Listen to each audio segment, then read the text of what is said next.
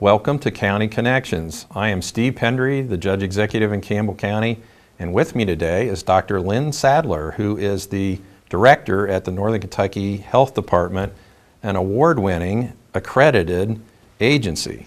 And let me congratulate you on that accreditation thing. That's a big deal in this world.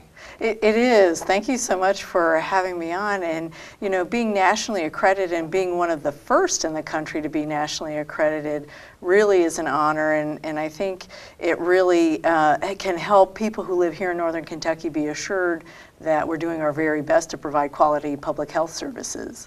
Yeah, and that puts me in a position to feel as though I've appealed to the right person to help explain to the public the response to the heroin problem in Northern Kentucky that we're facing. It's a thing of epidemic proportion, and the health district has been right there shoulder to shoulder with a number of other partners to try to deal with the issue. And maybe the place to start is in the beginning.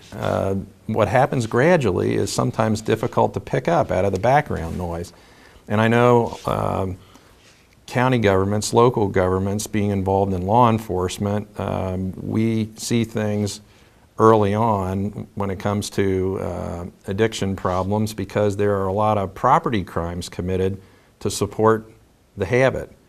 And so it was a natural thing for us to notice our jail populations were up, and when you checked into the backgrounds and the causes for people to be with us in our jails, you would find that there were heroin issues. Health agencies come at the whole thing from a different perspective. How did you see things or discover them?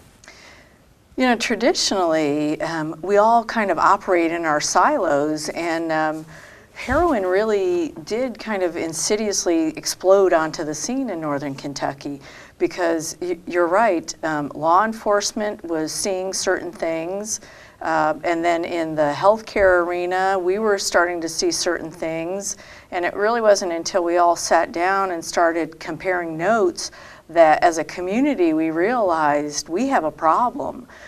We were starting to see in public health diseases that are reported to us by law. We were watching our hepatitis C rates, which hepatitis C is an infection of the liver caused by a virus. It's transmitted through the blood. And we were starting to see hepatitis C cases go up pretty dramatically over the span of a year or two. And that caused some concern, and in trying to find out kind of the risk factors people who had hepatitis C had, one of the most common behaviors that they had in common was IV drug use, and particularly heroin. And so when you start talking to the hospitals about, well, what are you seeing? And they're saying that they were seeing more people coming into the emergency departments with heroin overdoses. And then we started looking at data on deaths due to heroin overdoses, the substance-exposed newborns that were being born at the hospital going up. And you start compiling all of this evidence that heroin quickly was becoming a problem in Northern Kentucky. Yeah, and so a year and a half, 2 years ago, somewhere in that time frame, this thing sort of took flight as a problem, and there was an explosion almost of activity that quickly became noticeable across a whole lot of fields of endeavor, from government to health agencies, and a lot of our partners saw the same sort of effect. So we compared notes, decided we need to investigate causes and come up with solutions. The causes are many, and you can't really put your finger on any one thing. But wasn't there a migration from prescription drug abuse into heroin? I think there were changes made in the law that made it more difficult for prescription drugs to be abused, and maybe even the formulations of the drugs themselves were changed some.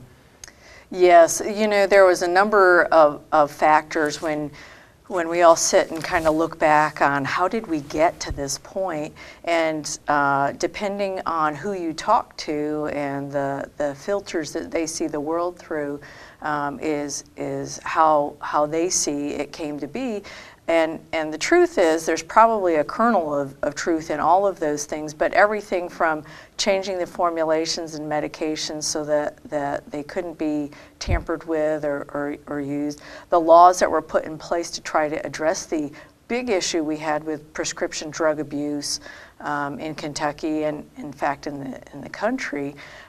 Some people have felt that Kentucky has been too soft on drug trafficking. And other people think things like even the way that we as a society view addiction and substance use disorders and not treating it as a disease has played a role in causing heroin to explode the way it has in northern Kentucky. Well, our proximity to Cincinnati has been something that's been a problem for northern Kentucky. And actually, nationally, there's some suggestion that the people that were serving up illegal drugs, when they got to the end of the profitability with prescription drugs, transitioned into heroin as a way to keep their population, their customers out there hooked. And heroin's incredibly cheap and very easy to come by in our community, even though the law enforcement pressure is intense. And so things quickly got out of control. That's true, and even when you talk to international law enforcement folks, the fact that drug cartels saw this opportunity and this potential for a growing market and capitalized on that just added even further to the problem, and I think it really it has created tremendous challenge for the entire community in every aspect. Even the businesses in the community who started telling the chamber, I'm having trouble hiring people who can pass a drug test. And so you're talking about having a viable workforce in the economic situation that we find ourselves in. And so it becomes even more critical that we deal with this problem. A lot of the people that are affected are mainstream people, all ages, not just the young, all income groups, not just a disadvantaged class. And it affects even, as you point out, the ability to find people to work. It's so true. Heroin is one of those things that it doesn't respect anything. It doesn't respect your income, your educational level. I have met so many families that have lost someone to heroin, and it's across all spectrum of the community. People who were well-educated, well-to-do folks. Heroin doesn't care whose home it comes to. And that can be pretty scary for all of us. But on the other hand, that also should urge us and spur us on to take action to fight this battle. And the results are pretty scary because it's a very destructive addiction. There have been, in the last 2.5 years, we're closing in on, I think, 200 deaths from overdose on drugs, and most of that probably is heroin.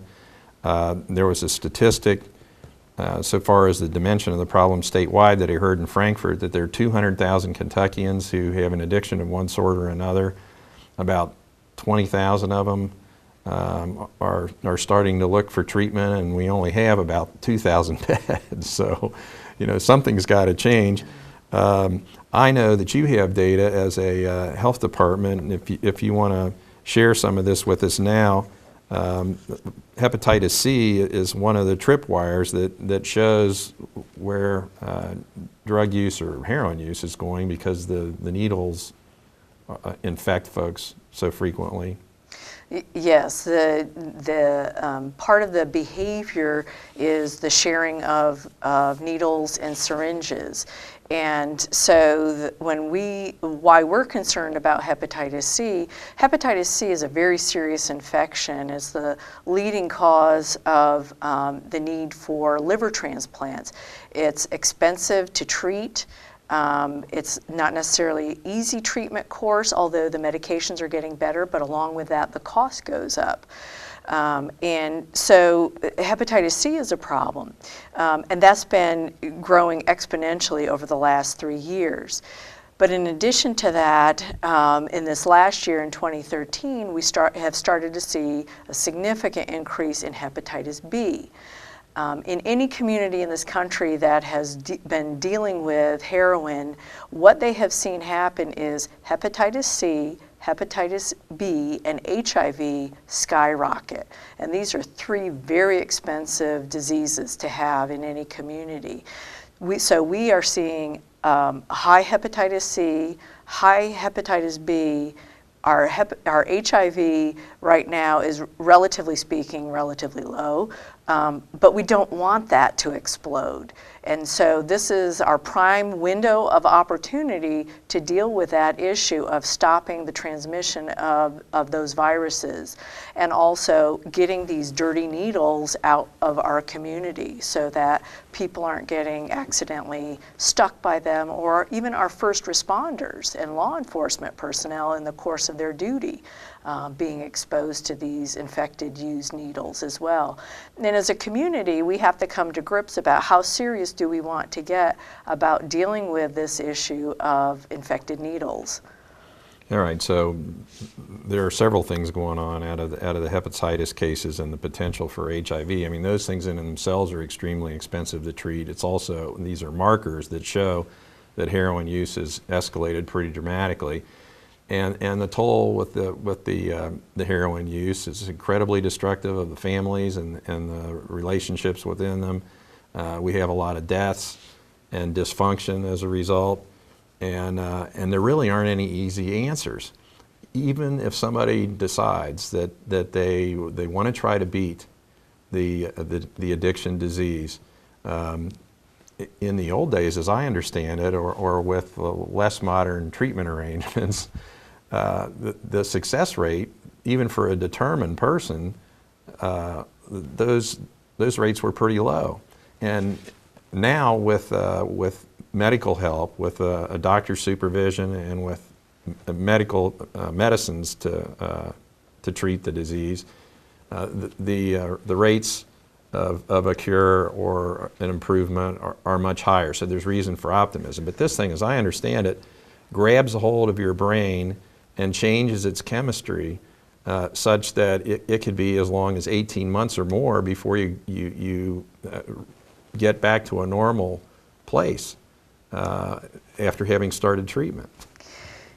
You really do have to rethink how we look at addictions and treatment of addictions.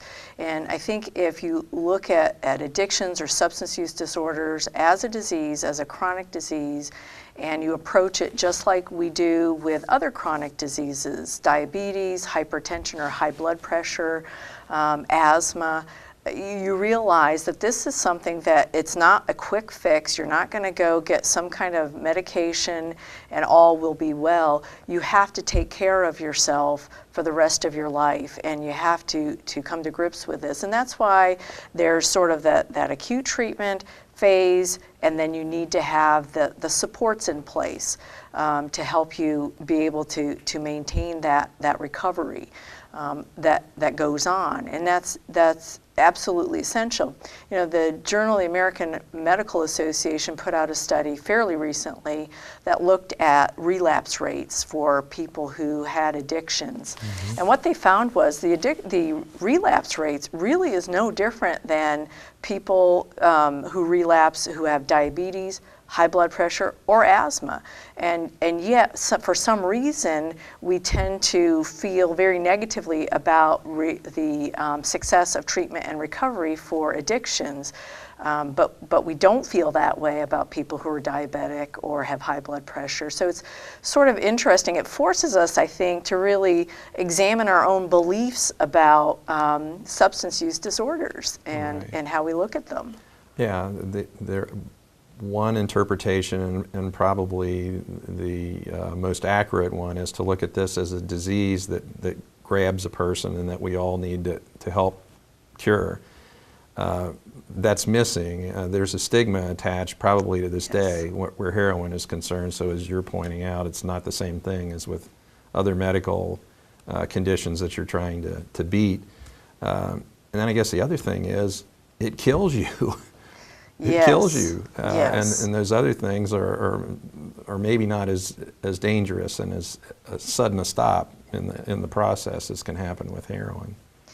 You know, the deaths that can occur from high blood pressure and the consequences of high blood pressure and diabetes and asthma, it's different with heroin. You know, that next injection could be the one that stops your breathing.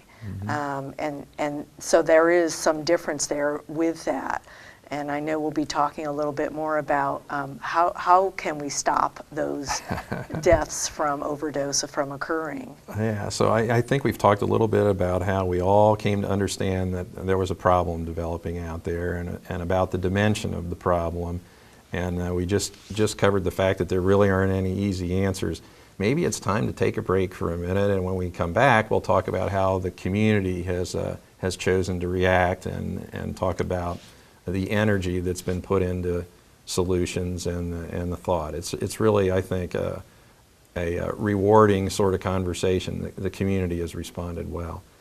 We are going to take a break, and we will be back on County Connections in just a moment. It's easy hiding my heroin habit from my parents. If I'm tired or don't eat, I'm just acting like a typical kid. I hide my stash in my room because I know my parents would never snoop. They don't notice the missing painkillers either, or the money I take from their wallets, but I think they're going to notice this. If your child needs help, visit ag.ky.gov or odcp.ky.gov. This has been an important message from Attorney General Jack Conway and the Kentucky Office of Drug Control Policy. They said heroin would be the best high I ever had.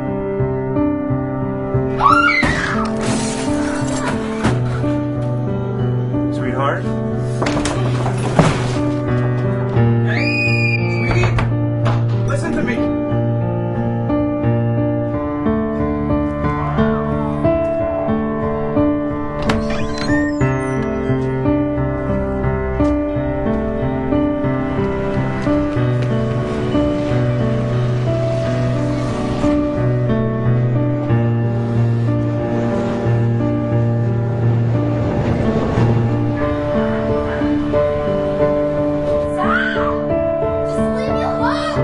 They said heroin would be the best high I ever had.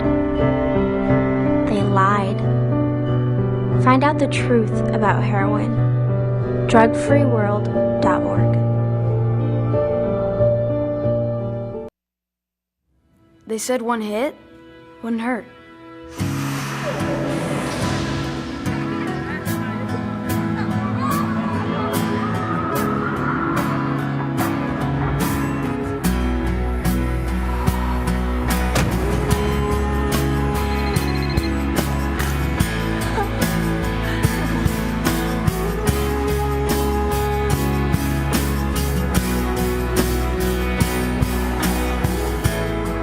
They said one hit wouldn't hurt. They lied. Get your kids the truth about drugs. drugfreeworld.org.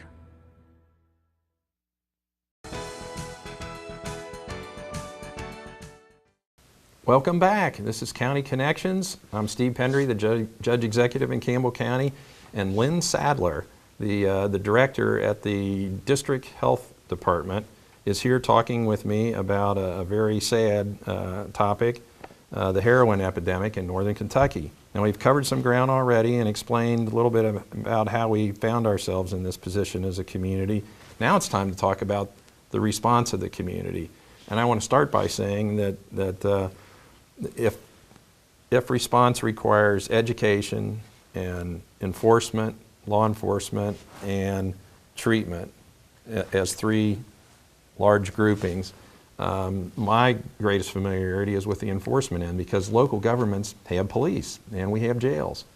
And in the last year, the Northern Kentucky Drug Strike Force, which is a creature of county government, it's run by the three Northern Kentucky counties, Campbell, Kenton, and Boone, they've adjusted their focus a little bit. They have been intended to deal with mid-level enforcement, and they're looking for big guys like cartels on the way through Cincinnati and big distributors, and not so much the street level crime. There's so much of the street level dealing go on. They adjusted their focus and worked a lot more on the street level aspect of the problem, of the enforcement problem. And in the last year, they've made cases against 100 people in the 3 northern Kentucky counties. We have a drug strike force that's organized out of the city police forces in Campbell County, and actually I've got to tip my hat to Highland Heights here, because they had the greatest expertise among their existing police force, and organized the effort, and then went out to find people to help according to their ability, not their willingness. Everybody's willing. And they have, in the last year, made cases against 134 dealers in Campbell County alone. So the law enforcement effort has been very aggressive and very successful. But there's a lot more to the story than just that, because our hospitals are feeling the pressure. Our schools know that they have kids that have problems, our employers, and there was a very wide range of partners like that got together in the Northern Kentucky Collective Response to the heroin epidemic. There's a title of a paper here on the desk, but there is a strike force at that level as well, and you've been heavily involved in it, and it's your turn to talk now and tell us that whole story. You know, this effort, the Northern Kentucky Heroin Impact Response, really, in my mind, has been one of the most exciting and just incredible coming together of all the sectors of the community and mobilizing to quickly try to plan out how are we going to attack this problem as a community. In my 25 years in public health, this is bar none the most phenomenal mobilization I've ever been part of. And it brought folks together from the drug strike force, from the Chamber of Commerce, from the hospital, advocates. I'm leaving all kinds of folks out, coming to the table. And on a daily basis, none of us really speaks each other's language. I don't speak law enforcement, they don't speak public health, but we quickly learned how to talk to each other, how to work together. We all did our research on what needs to happen here in Northern Kentucky, because other communities are dealing with this problem, and so we went looking for what's working in other places. And we put together a plan and put that plan out there in November. Mm-hmm. And it really, if I had to summarize the plan, it's really a pretty simple equation. Now, the solutions and the strategies aren't simple, but when you think about the response being an equation of supply and demand, and part of that is reduce the supply, which is a lot of what the Drug Strike Force does and what law enforcement is working on, trying to keep heroin out of Kentucky and trying to keep heroin off our streets. That's an important part of the equation. It's not the only part, because on the demand side, we want to reduce the demand. We'd like to eliminate the demand in Northern Kentucky.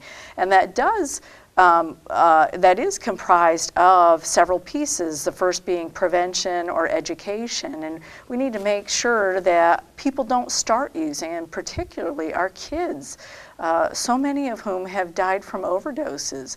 If we can educate through the schools, and if we can arm the families of Northern Kentucky with what they need to help protect their kids from heroin and other drugs, then that will help tremendously in this effort. Yeah, on the other end of the spectrum is the treatment piece, and this plan really details exactly what the experts in Northern Kentucky in substance abuse and mental health treatment know that we need to have, and what kinds of treatment needs to be available. And that whole mix, which includes physicians in Northern Kentucky doing medication-assisted treatment. And that's important. We've got to expand our treatment capacity in Northern Kentucky, because I hate hearing the stories of parents who said, my child came to me and said, I need help, and I couldn't get them in, or I didn't know where to go, or whatever. We've got to be able to make sure we've got treatment available, so when someone is ready, they get connected and they start their journey to recovery. that is so important. And then the other piece on the demand side, really, I call them the bridging services. You'll also hear them called harm reduction or protection. And that is, we've got to keep people alive long enough to get into treatment. And so we've got to stop these overdose deaths. They're devastating to families and to the community. And we're working on doing that by setting up programs to provide people with access to a medication called naloxone, which can be given to someone who has overdosed. Someone else, a third party, can give it to them if they've got it, either through the nose or through injection, and it can reverse that overdose. Now, we always tell folks that as part of that program, people get trained in the first thing you do is call 911 because you want those responders on their way to get there while you're trying to revive that person using naloxone. And so we've got a pilot program that has started in Falmouth. We need to look at how to work out the kinks, and then we need to look at how do we get that funded and how do we move ahead with expanding that so we can save as many people as we can as we try to get them to move into treatment. And then the other piece I mentioned earlier is looking at syringe exchange services or needle exchange services. Right now in Kentucky, it's illegal. Yeah. And as I said before, you know, we really do need to start having those serious conversations about how are we going to handle this. Because it's not just giving someone clean syringes and needles in exchange for used ones that would be disposed of properly.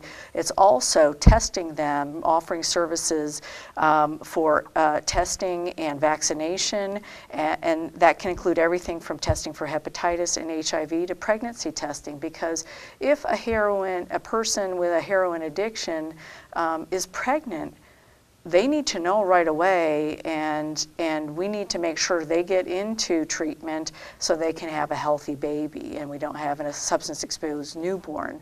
The other thing is, as I said before, it takes those needles off the streets and out of our parking lots and out of our community, making it safer for everyone. And so we call those bridging services because every time someone comes in, and there's plenty of research out there showing that syringe exchange services don't promote drug use and in fact do help more people get access and get connected to treatment. Because every time you come in, you're getting counseled about it, and you never know what time is going to be that that person says, I'm ready. I want to get into treatment. So it can be a very positive thing, but we've got some conversations that have to be had for that to happen. But those are really the pieces of the plan of what needs to be done in northern Kentucky. And it came together relatively quickly, and it's not a booklet that's sitting on anybody's shelf collecting dust. Right. This group has moved very quickly into implementation mode and gathering resources and finances and grants to be able to start implementing some of these activities. Now, the one piece that I didn't mention was in all of this, we didn't have to approach the elected officials to try to convince them that this was a problem in northern Kentucky. Elected officials, you all knew it already and were well aware of this and have been supportive of the efforts of the impact response team in developing the plan and really looked to us to be able to say, here's what needs to happen. And so it's been a good partnership to have the support of elected officials in moving this all forward. As I said, we've moved into implementation. We have gotten a couple of grants from Interact for Health. We're in the process of getting a coordinator to make sure this plan gets implemented, the strategies that are in there. We're working on the naloxone program and getting that moving forward. There are partners in the group who are putting together proposals to try to get some of that funding that the Attorney General has put out there for adolescent treatment services, because we want to pull in that money to northern Kentucky. That's a big need area here. And so things are moving forward, and we just can't move fast enough to tackle this. It is really gratifying, though, to see as many people from all the different walks of life and all the different disciplines pull together to work on this project. This document is about 50 pages long. The plan was probably months from conception to actualization. The rollout was in November of last year, and all the players, sort of each to their own, organized by this group, are out there trying to find solutions within their sphere of influence that lend themselves to this problem. At our end, just as an example, we have a jail, and there are a lot of people in the jail that have heroin issues. That's why they're there. In fact, as much as 80% of our jail populations are typically there because they had a substance abuse or an alcohol problem. Well, when they're there, they're going cold turkey, and it's an opportunity to get them counseling and maybe a peer relationship going on that helps steel them for their release someday. And we need a handoff when they get out, a halfway house or some organization to take up the job from there. But we're working on a substance abuse program, something that the state of Kentucky has funded in the past in jails, but no longer does, and that we'll be able to use with our folks right in the jail setting at a moment when, hey, you know, they're a captive audience, literally, right? But there's going to need to be a handoff in the outside world, and your organization and others like it, we hope will work with us to provide that. And that's just one example of how this all fits together, and everybody needs to do their part. That's so true. Everyone does have a role to play. Even just regular citizens who may think, what can I do? Become an advocate. This plan you can find on the website called www.drugfreenky.org, and there's lots of other information about what's going on that you can get engaged and involved in. There is something for every single one of us to be doing on this issue. Including the legislature being in session, and legislators pay a lot of attention to what they call green slips. When people call in and leave a message, they hear you. And the green slip refers to the fact that your message gets written out and left for the legislator in question. Katie Stein has a bill that I think's been well received in Northern Kentucky, and I believe in Frankfort, and needs to be supported. It's been passed out of the Senate and I think is under consideration in the House. There'll be other things that they do, and they really need to help. We have fewer treatment beds in this area, and that is a part of this problem that heretofore has always been looked after by the state and not by local government. We need more treatment facilities, and we need tweaks in the law. There was an overhaul of criminal law a couple of years ago, House Bill 463, which was probably long overdue, but in a couple of particulars created a problem for Northern Kentucky because the penalties for heroin possession were dropped to the point where it was no longer a big danger to pushers and dealers to do their deals in Northern Kentucky. Prior to the reform, you were in more trouble with the law if you did your work in Kentucky as a dealer than if you were in Ohio. So they stayed away. We had very active, aggressive law enforcement and harsher penalties. I think with Senator Stein's tweaks to the law, we'll be back in a position where we can push some of this out of our community and away from our kids. Yes. Frankfort definitely has a role to play on a number of levels, both legislatively and even on the executive side of the House, as we talk to and try to work with kind of our counterparts down there, the Department for Public Health, Department for Behavioral Health, even Medicaid, and Office of Drug Control Policy. All of those folks, and we are in conversations with them because we need their help and their support in tackling this problem. That's not really just a Northern Kentucky problem. It's very acute here in this part of the Commonwealth. But yes,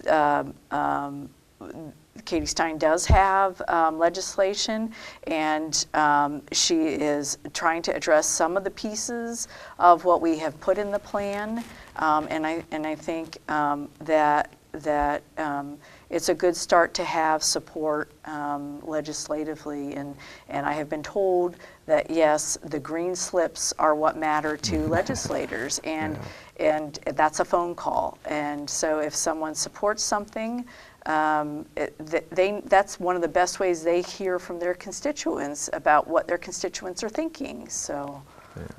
I think really in the short period of time that's available to us in a conversation like this, we can only scratch the surface of this subject matter. But I also hope that that we've given people something to think about here today, and we've covered the fact that there's been.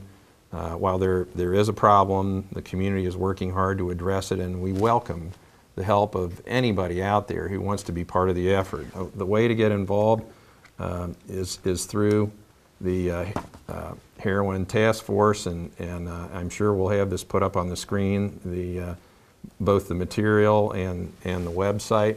This is going to be a very long, exhausting, and complicated fight, but it's a fight that's worth winning, and we're going to have to. Yes, it is definitely worth waging. Northern Kentucky has so much going for it, and I truly believe with all of the folks from all the different sectors of the community that are involved in this effort, there's no way we're not going to win this battle. Well, I share your optimism. In the face of a daunting task, we're going to make some headway. And I want to thank those of you out there who have joined us today, and encourage you to visit the website and be part of what has become a crusade for our community. And thanks again for being with us on County Connections.